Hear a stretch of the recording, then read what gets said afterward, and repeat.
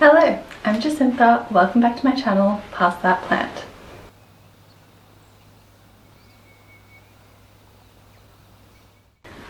Today we are going to chop and prop my Philodendron Pink Princess. This isn't the first time I have cut up my Pink Princess. I did it exactly a year ago. I'm going to chop her for a few reasons.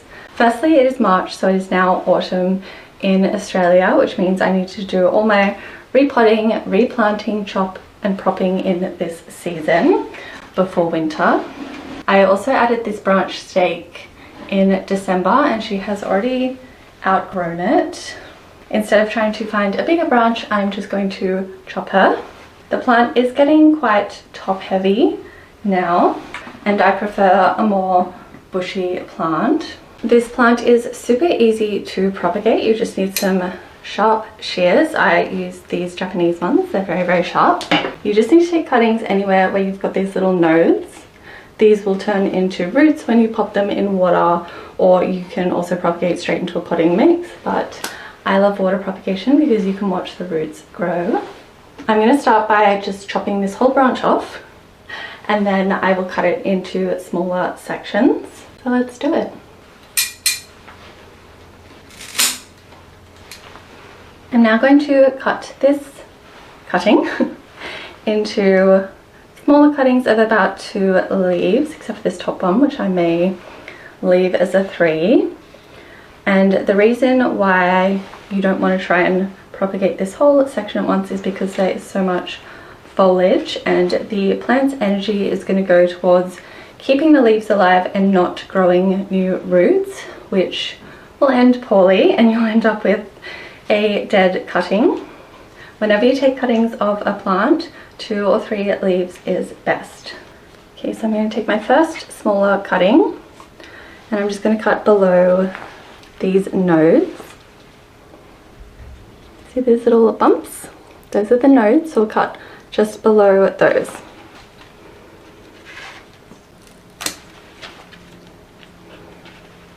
So I have my nodes there. There's also some here, so I could take another cutting, but I think 3 is good.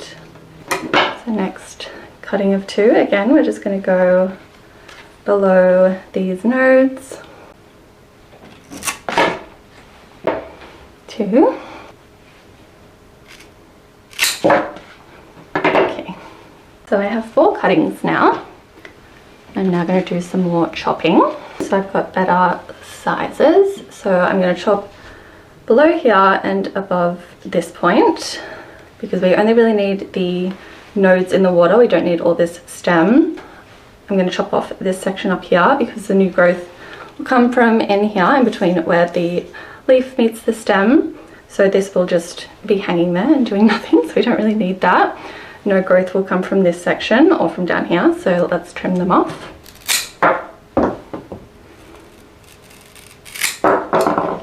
Same again for this section. I'm just going to cut off the excess.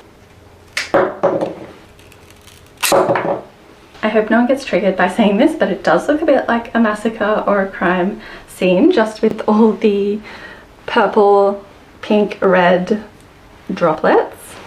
But I have 4 full cuttings, and then I have some stem, 4 chunks of stem I will just dispose of. I could probably propagate this as there's nodes on it, but it's just a stem, and I've got 4 beautiful cuttings, so there is no need to save every little piece of your plant you cut off. The same with the foliage that I'm going to trim. I could technically try and propagate some of the foliage depending on where I cut it, but I don't feel like you have to save every little scrap of a plant. You are allowed to propagate, you're allowed to prune, you're allowed to shape, you're allowed to throw out. And I am too, so no one come for me in the comments. I'm not going to put these cuttings straight into water. I'm going to let them callus first for a few hours, and then later today I'll pop them in water. I like to let them callus first because you can see that these cuttings are very wet and raw. I like them to dry a little bit first, and I find that helps to stop rot. So if you've tried to propagate before and your cuttings have rotted in the water, this may save them. You can see here where the sap from the cutting has dripped down onto the leaf. This is one of the ones I was going to cut off anyway, which is lucky because one, I don't have to clean it, and two, it did save my carpet. So just be wary if you are chopping and propping the Pink Princess that you may dye your carpet or your clothes. It did wipe right off my table though. I'm going to cut off this leaf and another yellowing one here. You can also see here the beautiful branching that has happened since I cut it last time. One, two, that was the right leaf. And I think that is it for the mother plant. I'm going to pop her back in her spot and I'll be back soon when my cuttings have calloused to show you what they look like and pop them in water. It has been a few hours and you can see the cuttings have all calloused beautifully, so they're ready to pop in water. I am going to put them on the same vessel together. Now this is optional, but I'm just going to dip each of the ends in a little bit of rooting hormone before I put them in the water.